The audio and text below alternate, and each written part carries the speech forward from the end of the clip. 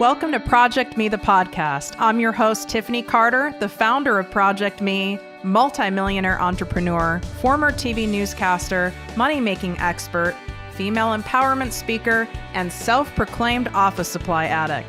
My mission is to take the mystery out of making big money.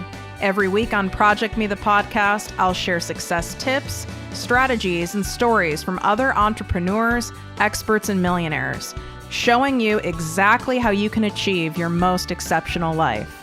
Now let's get to it.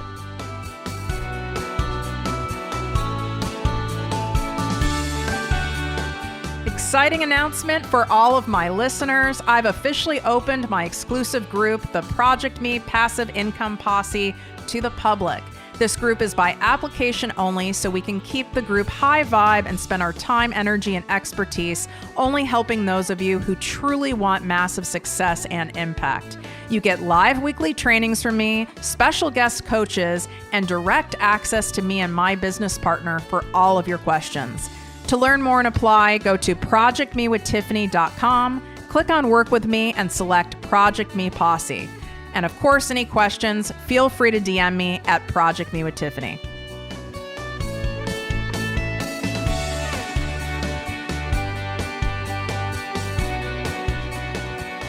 Welcome to ProjectME with Tiffany Carter, the podcast and posse. I'm your host, Tiffany. What's up, guys? So, topic today, we're getting real with it. How you may be sabotaging your own financial goals. Yep. The art of self-sabotage. I should put out a book with that title. Here's the thing. It's so subtle and we tell ourselves so many lies, and then we go into layers of denial, and then we sit there and wonder why we're not getting the very things that we deeply desire. Why aren't things happening as smoothly as we would like? Why does it seem like we're going backwards when we're wanting to go forward? And then we become a victim of our circumstance. Does this sound familiar to anybody? I used to live like this. You know, it used to be, why me? I got passed up for promotion, but I'm the hardest working person on the team. What the hell's up with that? This isn't fair. I'm doing all the things, and putting me in a lower and lower state. And then just wondering why nothing ever seems to happen for me, but it happens for everybody else. And then it became a self-fulfilling prophecy, right? Because since I started saying that to myself and saying it to other people and believing it, then I started seeing evidence of it everywhere. And in fact, being part of creating it and making it happen, the very thing I didn't want to have happen, insanity.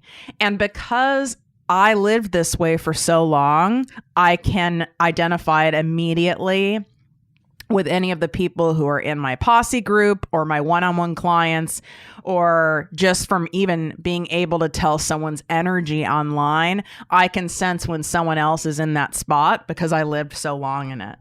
So one of the main ways that you are likely sabotaging your own financial success is your actions don't match what you say.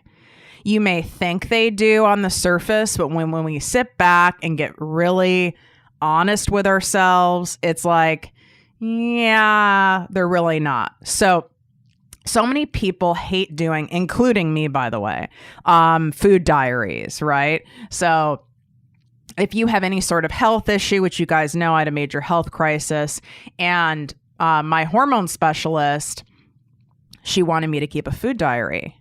I didn't like this plan. This wasn't that long ago. I didn't like this plan. And you want to know why I didn't like this plan? Now, my ego told me I didn't like this plan because that's the last thing I have time for. Now I have to do something else. I feel like I'm reporting to somebody, what I'm eating. It's none of her business what I'm eating. My ego came up with all sorts of reasons why not to do it. But the real reason is because I knew how I was eating. There was a portion of how I was eating that was affecting my health. This certainly by far was not the main cause of my health, but I was taking things in my body that weren't helping the situation.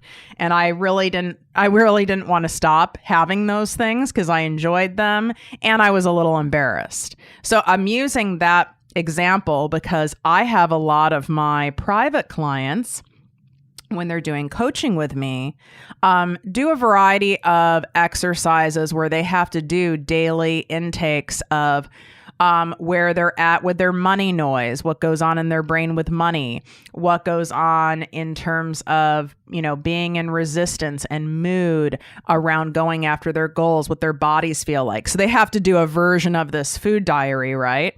And it's just amazing what comes up from people. Like, I could give so many other pieces of homework to my clients, and they'll, like the good little students, they all are just like me, right? Like attracts like. I'll get that homework back immediately. But when it comes to doing these sort of like diaries, these, daily journals, so to speak, I get either very few words back. It's not fully completed. I have to ask for it a few times. And I'm saying this is like 99% of people. And I've worked with thousands of people over the years. So that's what I mean by getting real with ourselves. That's one of the beauties of having a mentor, having someone like me that is kind and loving, but also won't let you get away with your own bullshit, because you've been getting away with your own bullshit for years and it's not working. You need someone, right, to make sure you don't get away with it and also show you where it's happening, because you might not see it, and likely you're not seeing it. I truly didn't see most of the stuff I was doing. I just noticed that I wasn't where I wanted to be in life, and I wasn't having the financial success I wanted, the joy in my life I wanted. I wasn't super thrilled with my career, and I just saw the results. I didn't understand my part in it. So I want you guys just to take a look at today, and this is not to beat yourself up, because that's just going to lower your vibe, and that does no good to anybody. I want you to take your own inventory when it comes to going after your goals. So financially, with your business, it could be with a network marketing company. Maybe you have this desire to have a jewelry line. Maybe you're a fitness coach. So many of you have different passions and are in different niches. So whatever that desire is, I want you to get honest with yourself and ask this question. Okay. And ask yourself to your name. So for me, I would say, Tiffany, where am I not showing up for my goals and my vision? Where are you not showing up truly? Like, let's get real, girl. Like, have like a girl to girl, like, or for the men who are listening, a guy to guy, talk with yourself. Like, okay, let's just get real. No one has to read this, right? You're not submitting it to me, although you can.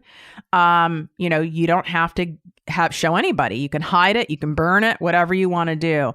It's important to get real with yourself. A lot of health and fitness and wellness coaches, I know you guys who are listening see this a lot with your clients, right?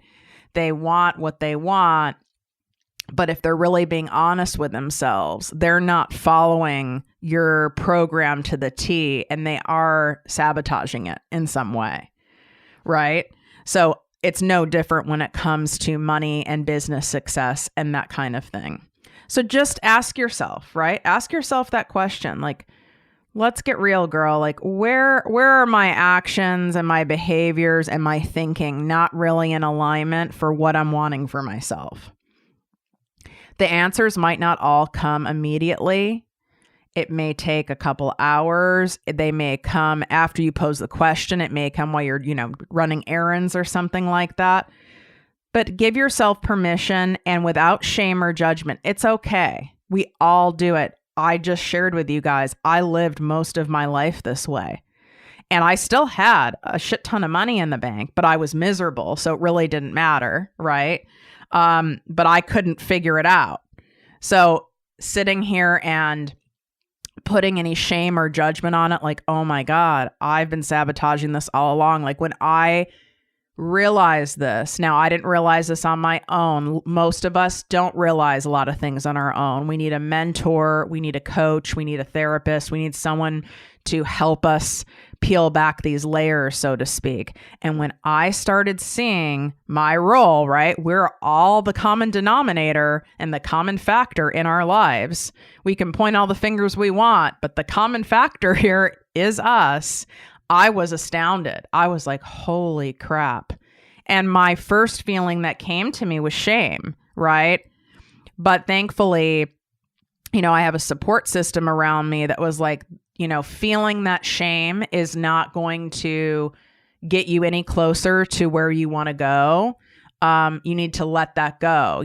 When you know better, you do better. So do this exercise. If you guys need any help, you can always DM me at ProjectME with Tiffany on Instagram.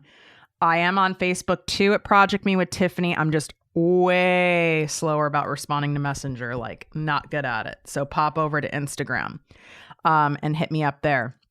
The second area and way you may be sabotaging your own financial success is you have way more liabilities than assets. Ooh, I just like half of you just tuned out in your heads, right? When I use like financial type words, I can see people's eyes glaze over. So what I mean by liabilities and assets is everything in our life, including people, by the way, are a liability or an asset to our life. So a liability is something that comes with risk. It is usually taking energy, time, and money from us in exchange for having that thing, that person, place, or thing. And an asset is adding to our lives, adding energy or it's energy neutral, adding time or it's time neutral, and it's likely adding money or it's maintaining money. So an example of an asset would be like a secured savings account, right? So it's maintaining, let's say you have $10,000 in there. It's maintaining that $10,000 and it's growing, your account, most savings accounts are like horrendous. It's like a 1% or less interest, but it's at least maintaining your 10,000 and growing it a little without you having to do anything but leave it in there. That is an example of an asset. Another asset would be having a company, right? Having a company that's performing well and it's a brand that you've created that is popular, that has some traction. And that is an asset because you can sell it. Having a book is an asset. It's something tangible you can actually sell. And without you having to put time into it, right? You can have it on an automatic thing for it to be creating passive income and selling for you. So another example of an asset would be you have streams of a network marketing company, right? You're in a network marketing company as one of your streams of residual income, and you've built it up to the point where you don't really have to put much time, energy, or work into it, and you're receiving these consistent checks every month. This is something that you can actually pass on to your children or a sister or whomever you decide when you pass away someday. So that is an actual asset. Now, a liability is like a car, right? A boat, depreciating asset. Now, you can ask different financial people, different, money experts like myself about if you own a home, if that's an asset or a liability. My answer would be this. It depends how much of the home you own. Do you own half of it? Do you own most of it? So that would depend. So if you owe more on the home than it's worth, then that would make it a liability. For example, here are some other things that I call liabilities in life. Okay. You have a whole bunch of designer purses, designer clothes, designer shoes. Those are liabilities. You are not going to be able to sell those items unless you are a collector and curator who preserves everything. You're not going to be able to sell those at the same price you bought them at or for more. You will likely be able to sell them, but you're not going to get the amount you paid for them back or more unless, of course, you're like a vintage curator or something like that. So there's another example. So when you're taking a look in your life of where you're at financially, I would guess that most of you who aren't anywhere near where you want to be, or you're struggling financially, it's because your entire life is filled with liabilities and not assets. And it's like, well, God, Tiffany, I'm just starting out. Like, how could I possibly, I don't have the money for a house. Like, how could I possibly have, all these assets, like the savings account you're talking about? How could I have these, like a rental property? Like, how could I have all these assets? I'm not saying you have to have all these assets today, but are you building and working towards assets, or are you focused on working towards liabilities? Are you focused on getting that car, getting that bag, getting that boat? Are you focused on that, or are you focused on getting that house, building your savings account, putting money in, conservative, index fund? What are you more focused on? So you want to be focused on assets and limit your liabilities. You know what? When you get to a certain point, you can have all those damn bags you desire. But if you're far from where you want to be, don't buy the damn bag, the boat, the car. It doesn't matter. It really doesn't. I know at some point you can think that it does, because we always want what we don't have. But I can tell you right now, I really appreciate the finer things in life, but I don't covet a bag, a shoes, a boat. I don't covet it anymore. It's really not that important. All right. So the next thing, where you may be sabotaging your own financial goals, is you are just dipping your toe in. You are just dipping your toe in your desire for leaving your job and having your own business, or for growing your business, or creating a personal brand, or creating, a clothing line, a jewelry line, whatever it is you want to do, being a coach. If you're just dipping your toe in, it ain't going to happen, folks. It's just not going to happen. It's not a matter of it'll take you so long. It's just not going to happen. This is an all-in game. This doesn't mean I'm saying to quit your job, or, go move halfway across the world and sell everything. Although I do know people who've done that. What I mean by all in is, you are going after your damn vision 100%. You were doing it. You're looking at your, if you have a current job, you're looking at your current job as being an investor in your dream. So you're doing what you have to do until you can do differently, which is something Oprah says. But your eye is on the prize. You know what you want. You're focused on it. You're not spending your weekends chilling at the beach. You're not spending, every night watching Netflix. You're not spending any excess money on eyelash extensions, hair extensions, going having tons of beers with the boys, whatever your jam is. Your eye is on the prize. That doesn't mean you have to hustle and grind your ass to the bone, but you better be showing up in your actions. They better match your desires. And if your actions aren't matching your desires, or you're just kind of dipping your toe in, I'm not at all surprised why you're nowhere near where you want to be. This whole entrepreneurship thing is an all-in game. I mean, it has to make you salivate. And not everyone's cut out for it. I'm not here to be the advocate of entrepreneurship. I know people who are very happy in a corporate job who do some side hustling projects on the side for vacation money, and they're happy as a clam, and that's fine.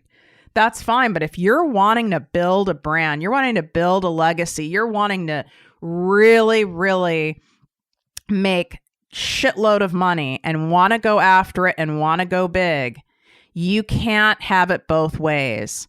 You can't hold on to the tree, but know you need to jump down. That was a horrible analogy.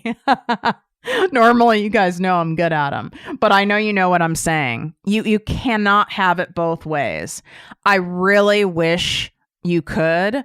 I tried for a long time, and I believe that's also why I was stuck at making a certain figure for so long when I started my business, even though I had the skill set, the sales skill, clients, I couldn't get past that 6-figure mark. It took about 5 years because I wanted the safety and security and kind of holding on to those branches.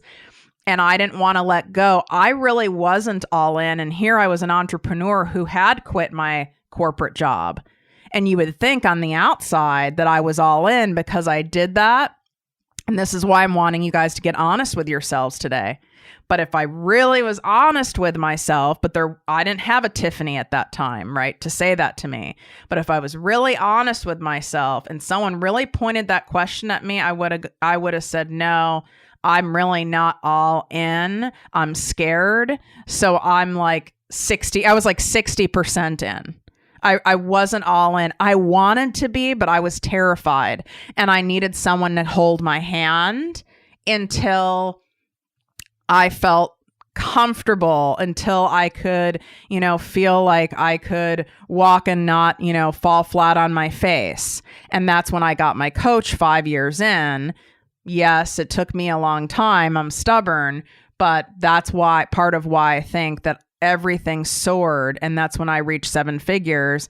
Yes, he's an amazing coach, an amazing man, but it's also because I finally let go. I went all in. So this is what I'm saying to you guys. I'm not saying going all in is scary. Here's a good analogy.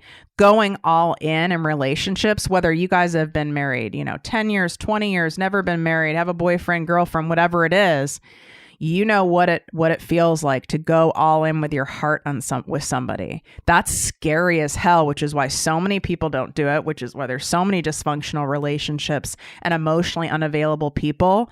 Let me tell you something. Your relationship to your dream is even more powerful than to another person.